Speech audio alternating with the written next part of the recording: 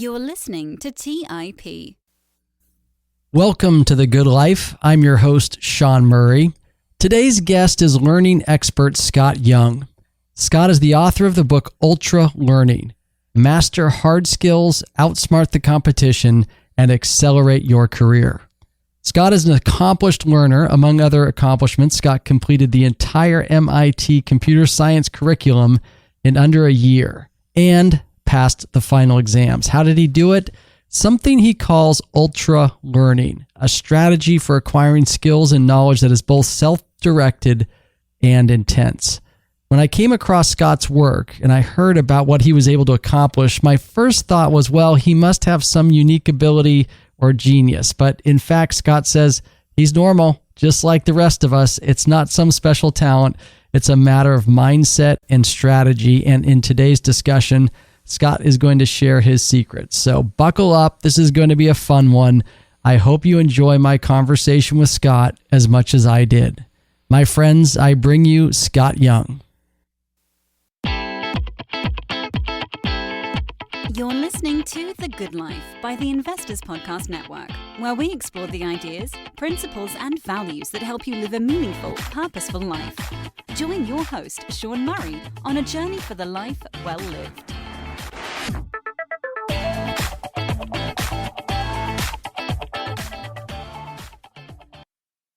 Scott Young, welcome to the Good Life podcast. Oh, it's great to be here. Well, thanks for being here. And you've got a new book out, Ultralearning, Mastering Hard Skills, Outsmart the Competition, and Accelerate Your Career. It's a great read. What stands out for me the most is it's just a radically different way to approach learning. It's the complete opposite of the traditional classroom experience that I'm used to. I'm assuming you probably experienced the same thing growing up. So what is Ultralearning and how did you get interested in it? Yeah, so Ultralearning, the way I define it in the book is that it's sort of an overlap of two different things. So one thing is what I call self-directed learning. And this is exactly what you're pointing out, that the way we've been sort of programmed to think about how you should get good at things. So when we're talking about learning, I think it's important to specify that, because some people, when you say learning, they immediately think of like memorizing for some trivia that they're never going to use in life. But really, we're learning all the time. We want to get better at the things that we're doing in our work. We want to be better at our hobbies. We want to learn new skills. So this is something that's happening to us always, even if we're not a traditional student. And so the idea of self-directed learning is just, it's focused on how do you teach yourself these skills? How do you get better on your own rather than requiring a teacher or just passively sitting through a classroom and listening to things? And then the second aspect of ultralearning, which I wanted to talk about in the book, was people who take on these sort of interesting obsessive projects where they go much further than a normal person would expect them to learn something, whether it's a language, whether it's public speaking, whether it's starting a new business. And to use those sort of extreme examples of someone who's really like turned all the dials for making it as efficient as possible to the maximum, to use those people's examples as a way of sort of figuring out how could you, use some version of that in the things that you want to get better in your own life. I think we can learn a lot from people who operate at the extremes, and you start your book with a story about the MIT challenge. I would label it an extreme project, where you took the entire MIT computer science curriculum in less than 1 year and verified it by taking the final exams and passing them, which is just incredible. So what got you started in that, and how did you push through? This was sort of the first big project that I did. And I think that the motivation for it came from what a lot of people I think might be motivated for, is that you feel like you studied the wrong thing. And how many of us, you go down some path in life and then you feel like, I should have done that other thing instead. And so for me, what my motivation was when I was going into university is that I kind of had this idea in my head of I want to run my own business. I want to be an entrepreneur.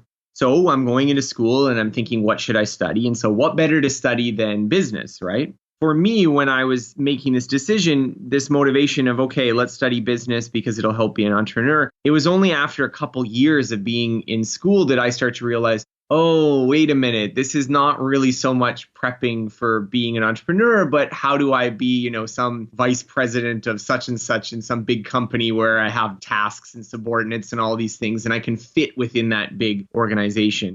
And so I was thinking about this at the end of my sort of degree program, that what I really should have studied is that I wish I'd studied computer science. Because if you think about like great entrepreneurs, you think about Bill Gates, Mark Zuckerberg, all the people who are doing startups these days, it involves technology, it involves the internet, it involves making things, right? And computer science was a faculty where you actually got to make things.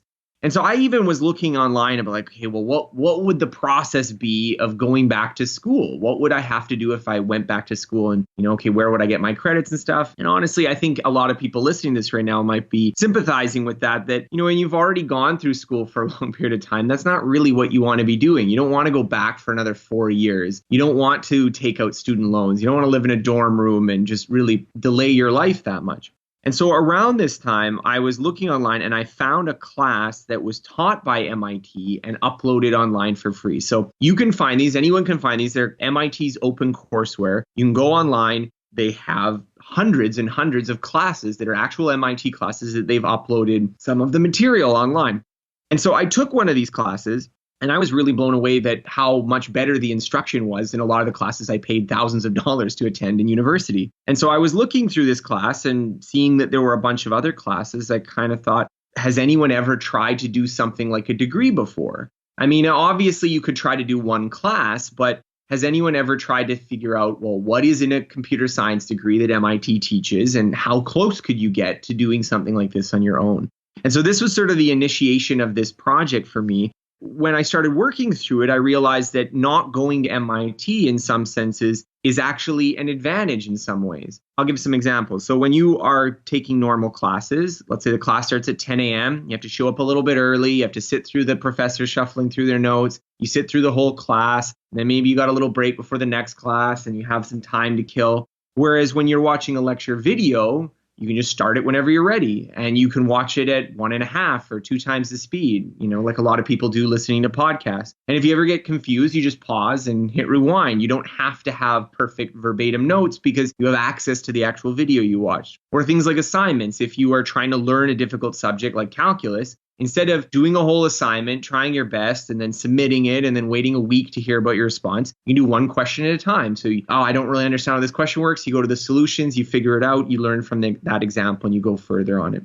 And so using these and some other ideas, I was sort of motivated to see, not only would you be able to get something that approximates the MIT education experience, but also would it be possible to do it even a bit faster? And so this was sort of what ended up resulting in not trying to do everything in an MIT degree, but trying to learn the content and pass the final exams and do the programming projects and trying to work over it in 12 months. So I started the project in October of 2011, and I finished and passed the last exam in September of 2012.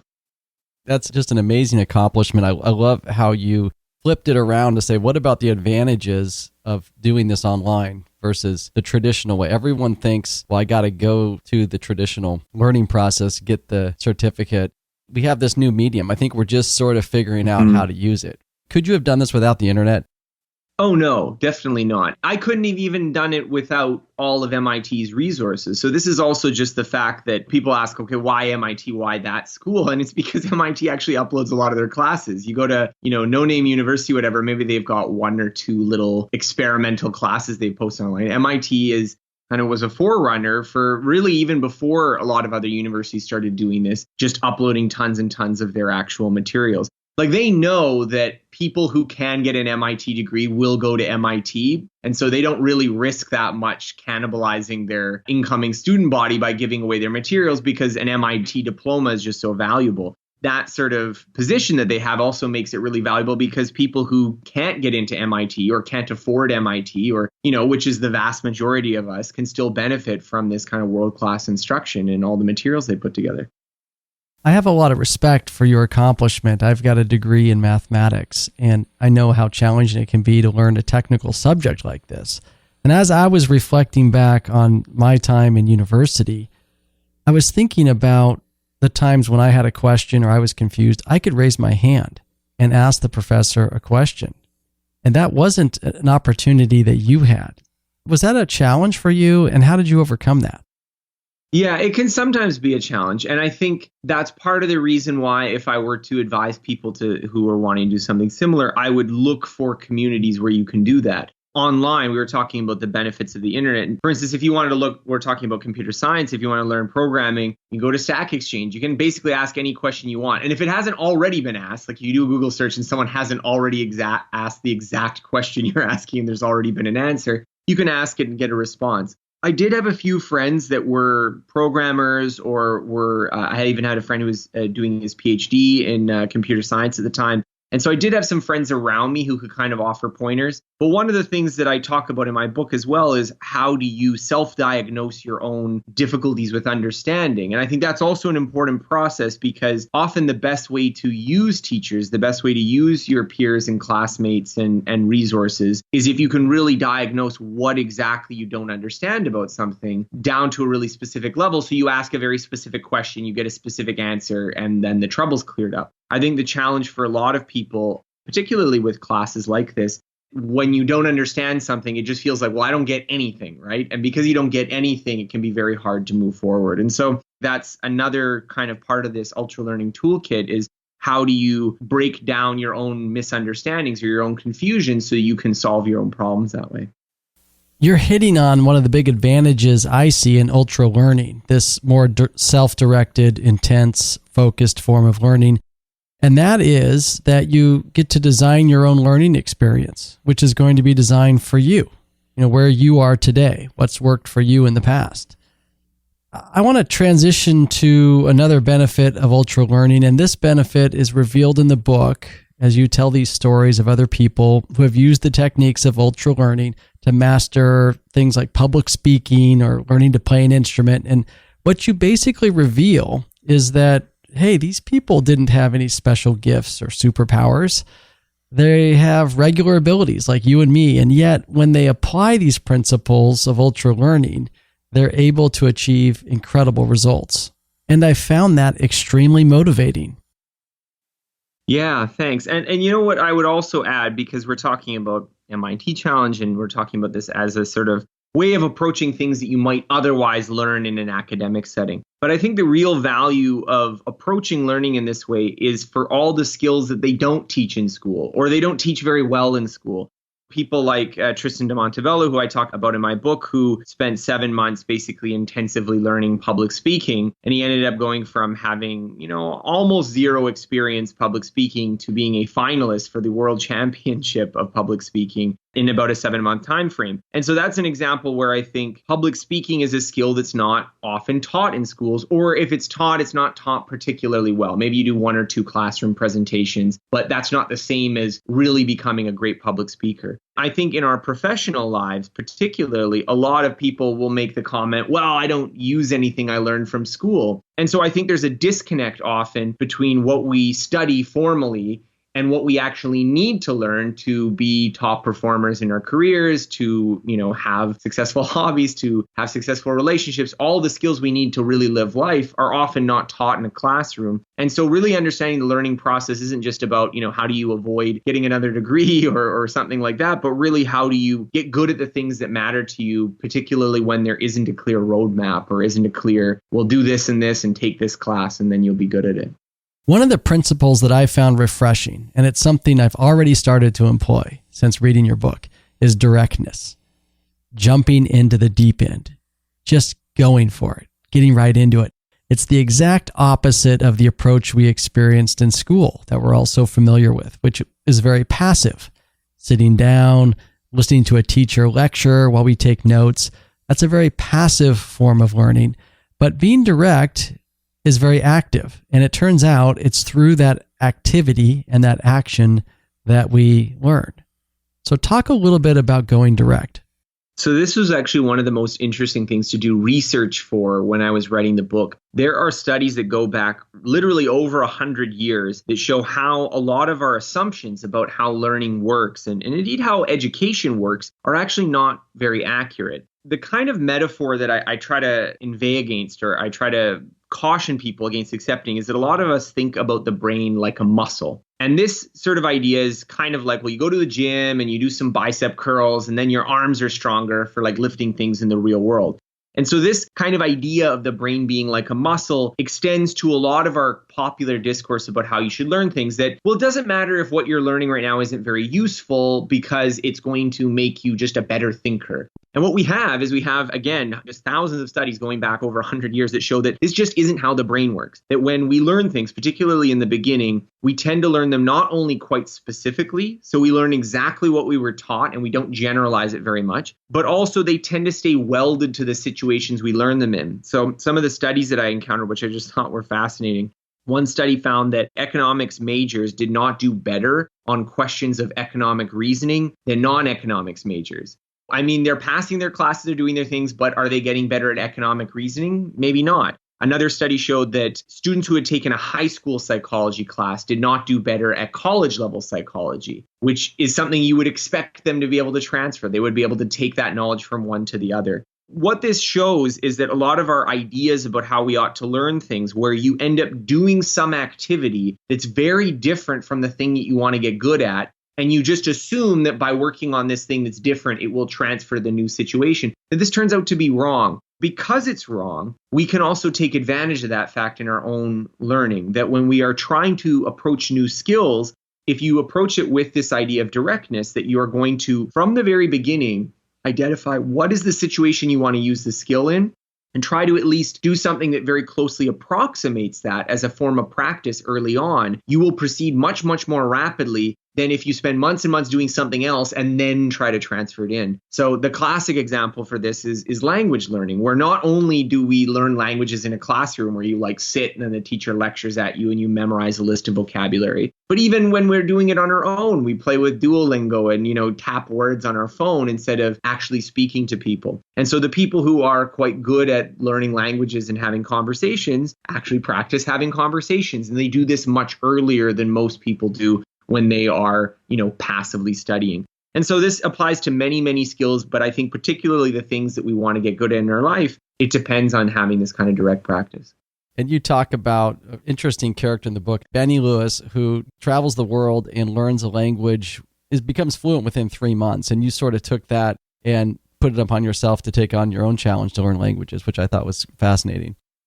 Yeah, so Benny Lewis was really the first person I met who I would describe as a ultra learner, someone who takes on these aggressive kind of efficiency-minded learning projects. And so this was about 10 years ago. And the way that I met him is kind of a funny story, that this was still when I was in my actual undergrad of business school. And I went on exchange for a year in France. And I was really keen to learn French. I thought it would be really cool to come back after that year and parler en français and speak another language. I thought that would be really cool. But when I was talking to people, we had this little meeting where the people from the previous year who went on exchange met the new people. And I asked people who went on exchange before, I was like, well, did you learn the language? Because this is what I want to do. So I should ask if other people were able to achieve it. And the crazy thing was, of the people who had not studied it for a number of years already. So the person who I spent 4 years studying Spanish in university, and then I went to Mexico, so I practiced my Spanish. Not those people. I'm talking about people who hadn't studied it, which I was in that group.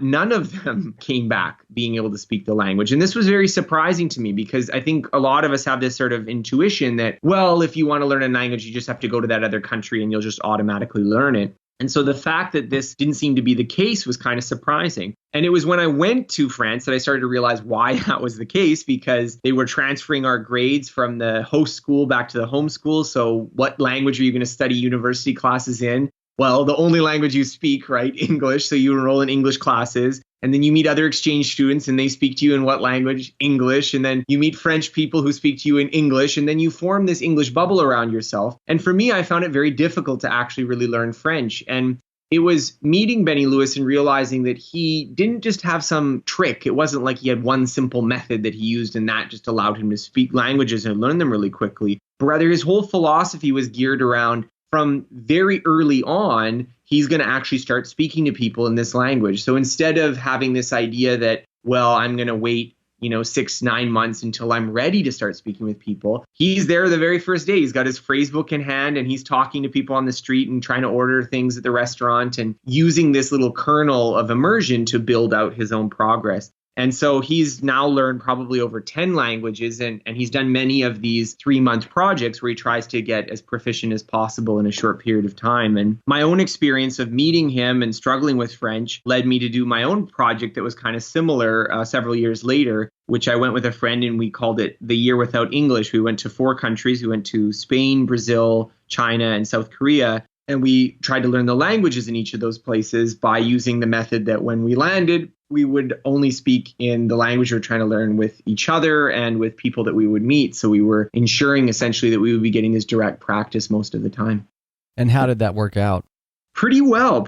I think, I'm always hesitant to use words like fluent. I think fluent is kind of a dangerous word because for some people, it just means, can you have a conversation with someone? Like, can we have a discussion? And then for other people, it means perfection. Like, are you perfect in this language? That's a real tricky distinction because it's actually possible to get to a level where you can have conversations and make friends and do the things that you want to do and not be perfect in the language. But to be perfect in the language where, let's say you could give like university lectures on the topic, that might require a lot more time. For me, when we were in these countries, that was sort of the benchmark. I like to use the word conversationally fluent, but when we were in Spain, for instance, we were definitely conversationally fluent. We had friends. We were living entirely in that language. I was even dating a girl from Spain at the time who wasn't speaking to me in English. And so all of these experiences were possible from a relatively short period of time because we were able to use this approach. And I mean, it was more difficult in China and Korea. So you definitely have more to learn and there's more barriers there. But even there, we were able to get to a point where you can have those sort of conversations and get by in day-to-day life. It sounds like the bottom line is this more direct, immersive technique you used in Spain was way more effective than the technique you used as an exchange student in France. Yeah, like I would say without hyperbole that my 3-month experience in Spanish, I learned my Spanish was better after 3 months than my French was after a year in France.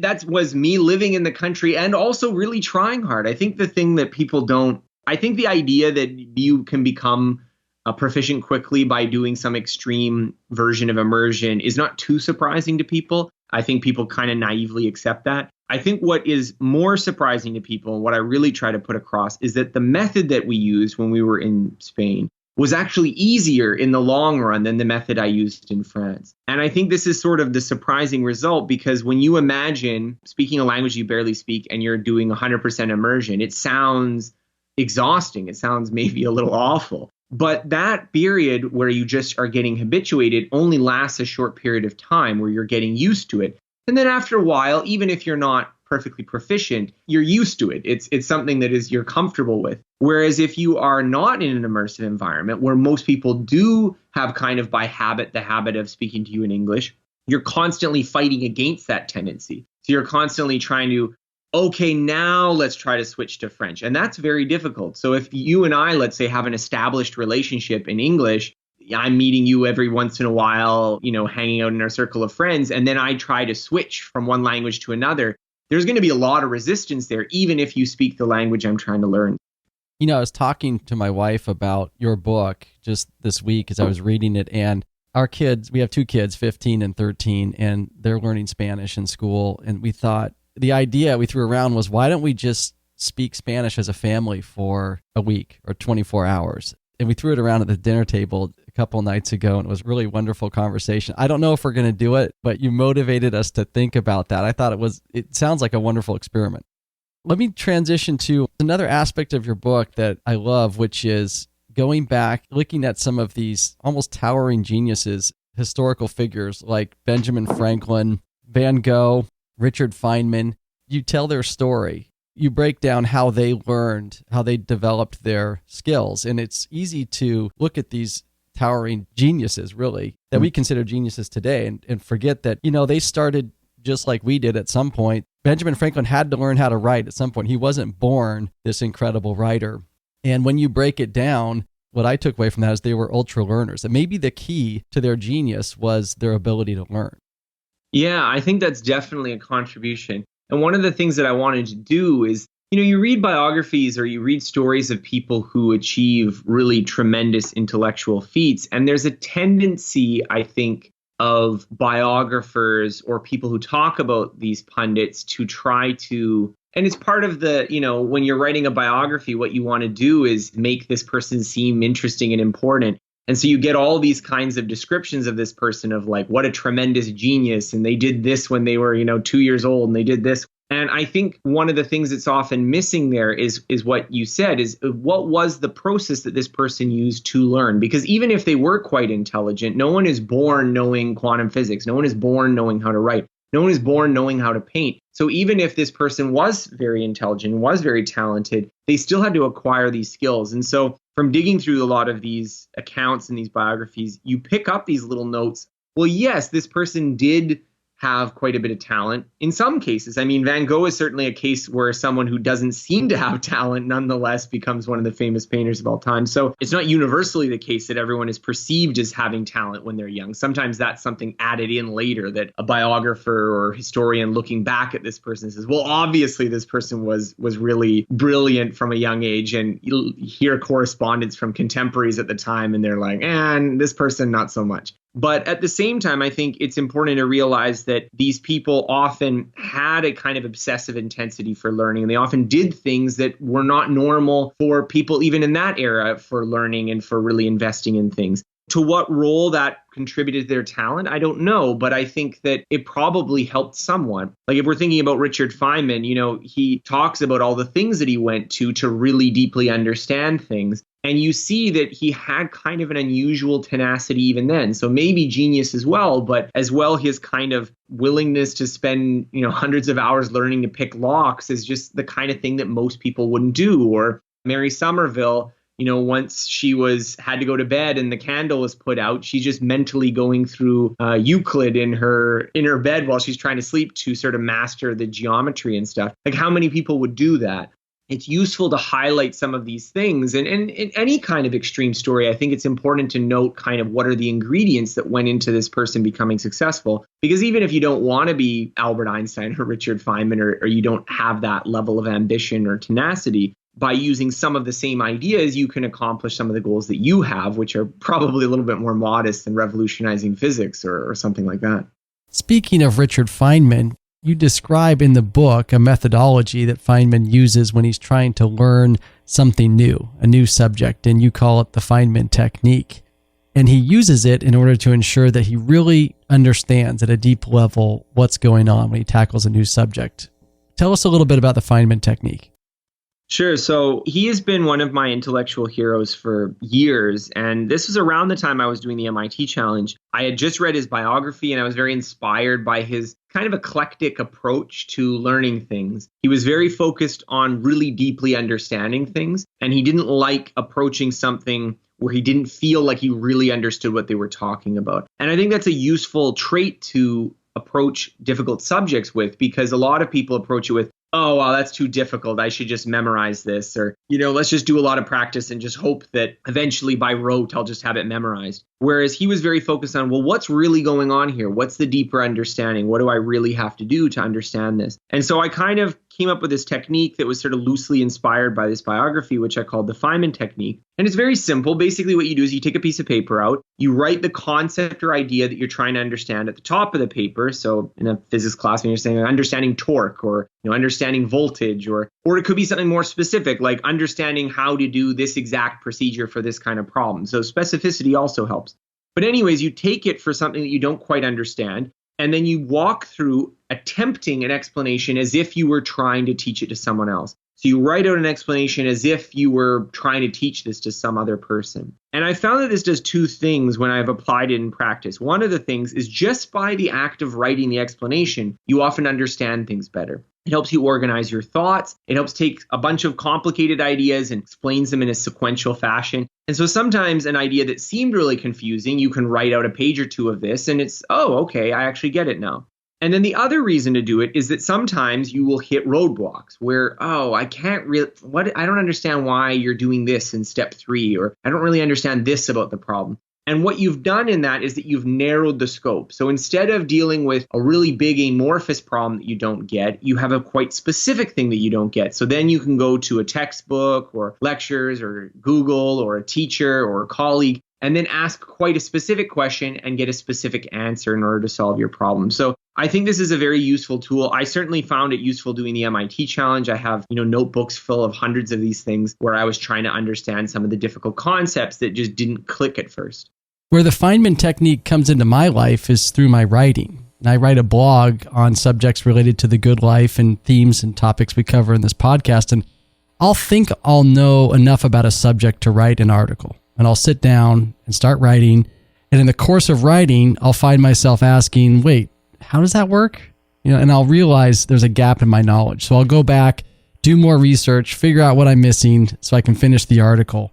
And the fact that so many examples from your book include some aspect of writing in the learning process is not a coincidence, because writing forces us to reflect, which you point out is very critical to learning. And it forces us to recall from our own memory. And it forces us to sort of test our knowledge as we go. Oh, absolutely. And I think writing is often very valuable because there's this phenomenon in psychology known as the illusion of explanatory depth. And basically the idea is if I ask you a factual question like, what's the capital of France?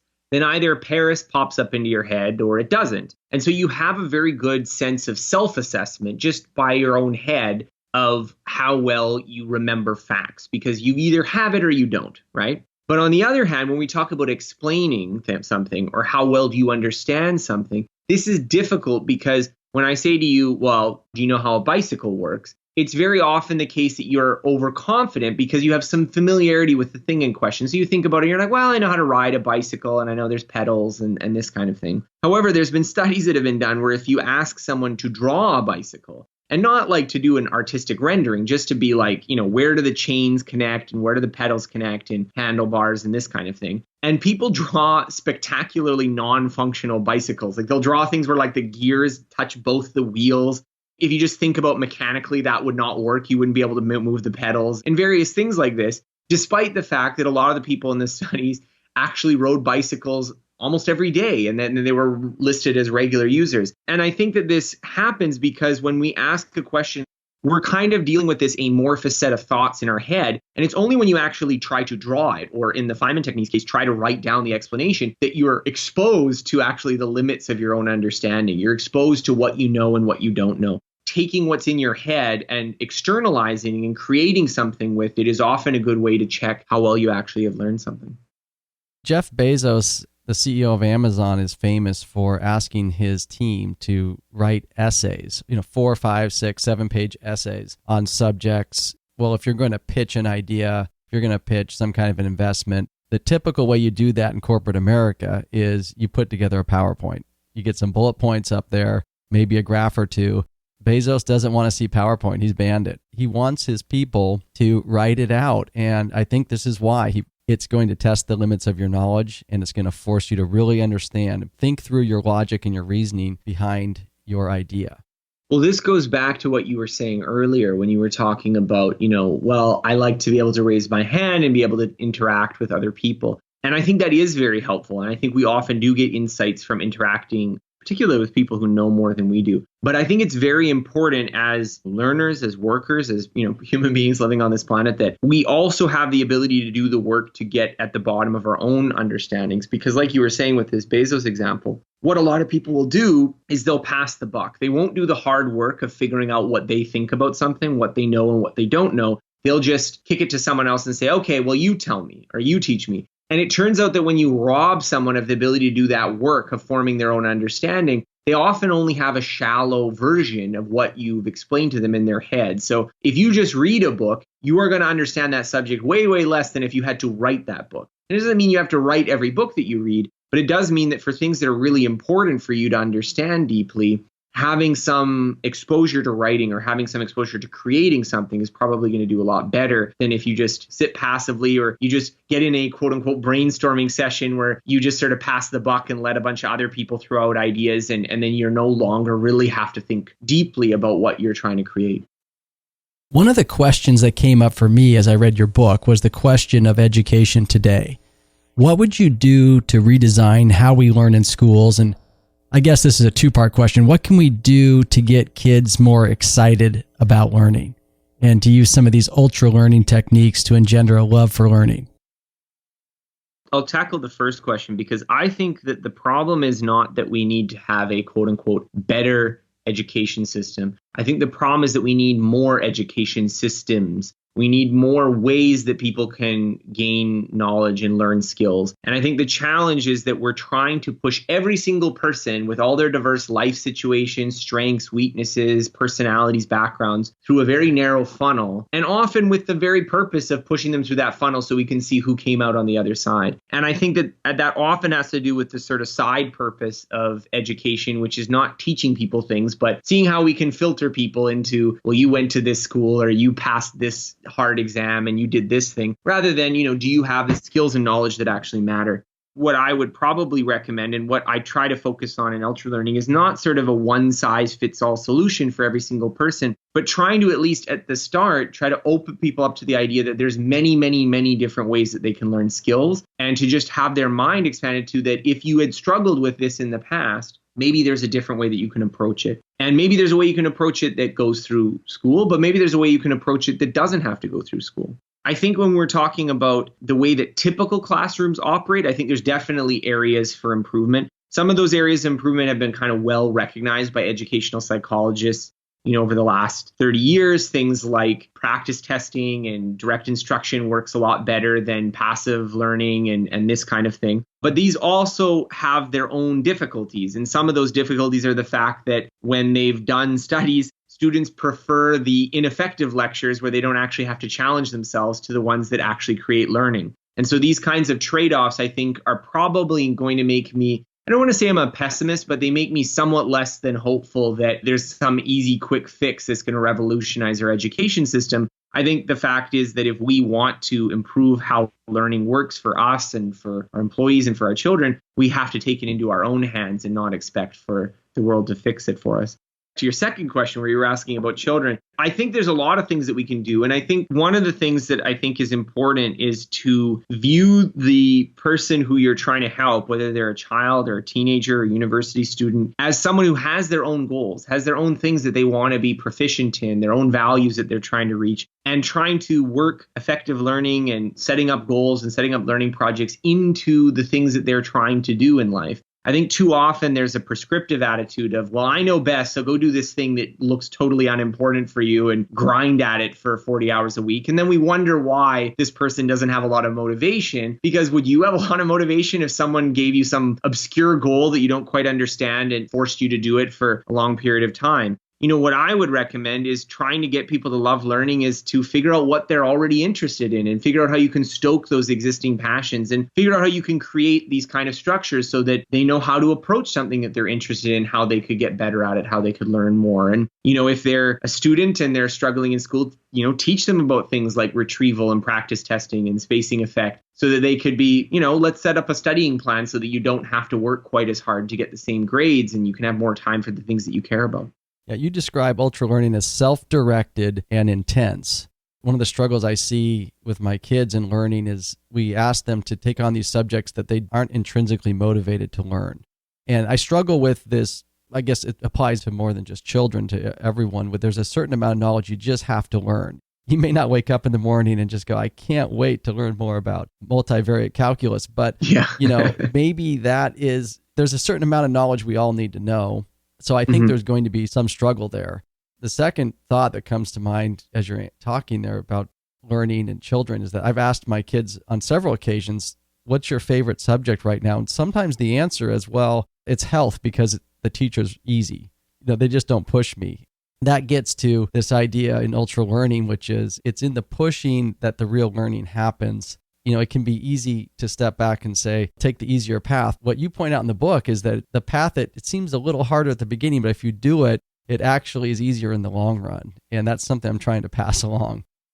So I think there's so many issues here. This is such a complex and nuanced topic. I don't think it'll easily reduce to a soundbite of, well, just do this, because obviously I think motivation and how do you get someone to be inspired and eager to learn is very difficult. I mean, a big part of the reason I wrote this book was that I hope someone would pick it up and get excited about starting a learning project. So that more than just the techniques I was trying to offer, I wanted to show people, this is possible. You might be able to do something like this and get people excited about the potential for learning things in their own life. So certainly motivation and enthusiasm and inspiration is there's no simple formula. But at the same time, I think for subjects themselves, the more you can connect things to this, things that the student already cares about, I think that that's very valuable. Now, that's easier for some subjects than others, but that often requires creativity on the part of the educator or the parent. And I mentioned it kind of briefly, is that even if you are not thrilled about multivariate calculus, like you just said, you can still approach it from the perspective of, okay, let's understand how learning works so that we can create a study routine that will minimize the stress and effort and pain that the student has to go through in order to get the results that they want to get. Because I think most students, very few students go into the classroom thinking about, well, I want to fail this. They want to do well. They just might have other goals that interfere with all the work they'd have to put in. Maybe they also want to have friends, or they also want to socialize or play sports or play video games. And so I think if you even approach subjects from that angle of, okay, well, how could you organize your learning schedule so that you don't have to be cramming right before the exam and being totally stressed out? Or how do you organize it so that you do have time for these other things that you love? I think even for the times when you have to do something unpleasant, you can take it from that perspective of, well, how do we work together so that you can get more of what you want with less of the things that you don't want? That brings up the subject of the role of learning in the life well lived. And if we want to live a life of meaning and purpose, what is the role of learning in that life? And this is a subject you take on in the book, and it's one of the more powerful sections where you discuss the impact of that learning can have in one's life. So where do you see learning in the pursuit of the good life? Learning is essential to living well. And I think that we often think that what will make us happy is, making a lot of money or having some achievement or having someone else give us a thumbs up and recognizing us and respecting us. And this is often how we drive our lives, as we orient it around doing these things. But I think if people really deep down think back to their best memories or the moments in their life that were the most fulfilling, they usually involve some kind of moment where you are able to overcome something that was difficult for you before. So you are able to do something you weren't able to do before. You're able to see something that wasn't obvious for you before. You have some kind of insight. You have some kind of epiphany. And so all of these things are based around learning. And so I think the more you engage in the learning process, the more you understand how it works, the more you open yourself up to having these kinds of peak experiences. You have this ability where you can say, I wasn't able to learn another language before, but now I speak Spanish, and this is some accomplishment that makes me feel really good about my life. Or I was really worried about transitioning from this job to that job, but I was able to do it successfully, and now I feel like my life is less constrained, less straitjacketed. And so I really feel that learning is at the core of what makes us happy and this feeling of expanded possibility. Absolutely. And there's a point in the book right after the MIT challenge where you sort of ask yourself, well, if I could do this, what else could I do? I thought that was very powerful. It just opened up these possibilities.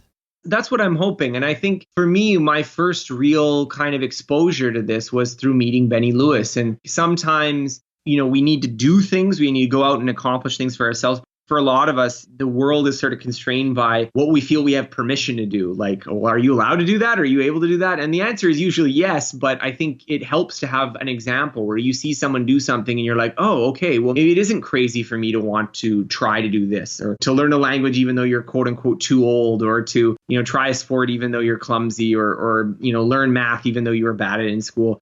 If you can challenge those sort of limiting beliefs about yourself, I think it just expands your conception of yourself. Again, like you said, once you've done one thing, you start to think about what other things might be possible. Well, if your goal in writing the book was to motivate people to take on some of these challenges, I think you absolutely did that as far as for this reader. But you also did one other thing, which was you brought it home, or you made it more realistic. You basically laid out the playbook and also made the argument, built the case that you can do this. You don't have to be a genius. This is how humans learn. You've got a brain that if you put it through the cycles of learning, if you use deliberate practice, if you put feedback into your system, if you go direct, you can learn. And that brings a certain amount of joy to life and excitement around possibilities. There's a thrill of new experiences. You've ignited in me, hey, what else could I learn? That's what I took away from the book. What's next? That's exactly what I like to hear. And I think there's a lot of these sort of outside the box ways of thinking about things. And learning is often difficult. It often has frustration. So I don't deny that. But I think at the same time, if you really invest in kind of understanding the process, I don't know, for me, this has been my whole life. And I feel like everything that I've done has been moving me in this direction of just realizing really what potential there is for people to do things. And the way I like to think about it is just the way that your heart is an organ of pumping blood, or your lungs are for breathing, your brain is for learning. That is what it is an organ of. And so the idea that some people aren't good learners, or that, you're bad at learning things, is usually a kind of belief that you attach to yourself because of a bad experience in the past. And it's not usually some really deep reality that it's impossible for you to learn something. Anyone can learn anything if you have the right motivation and effort. Well, in closing, I'd like to share one of the insights I felt was very profound and moving, and then let you comment. And it's this idea, the more one learns, the greater the craving for learning. This is the one thing that I like to leave people with, is that the people who are the most curious, the people who have the most unanswered questions, aren't the people who know the least, they're the people who know the most. And so in some ways, I think it's a positive reinforcing cycle, that the more things you learn, the more things you are aware of. Oh, wow, well, I could also do this, and I could also learn this, and this also exists. The way I like to think about it is, part of the thing when you're learning is that you're not just learning to have a particular skill, but you're also learning to see. So things that were previously invisible to you suddenly pop out in your environment. You see something that it was just in the background. You just didn't see it before. And so I think that power to be able to see things that were previously invisible is worth cultivating. Well, this has been a great conversation. I've learned a lot. Where can the audience find out more about you, Scott? Sure. So you can go to my website, which is at scotthyoung.com. That's SCOTTHYOUNG.com. You can also get my book wherever books are sold, Amazon, Barnes & Noble. There's also an Audible version, which is narrated by me. So if you're not too tired of listening to my voice at this point, you can also listen to the audiobook. Scott, thank you for being on the Good Life podcast. Oh, thank you so much for having me. Thank you for listening to TIP. To access our show notes, courses, or forums, go to theinvestorspodcast.com. This show is for entertainment purposes only. Before making any decisions, consult a professional. This show is copyrighted by the Investors Podcast Network. Written permissions must be granted before syndication or rebroadcasting.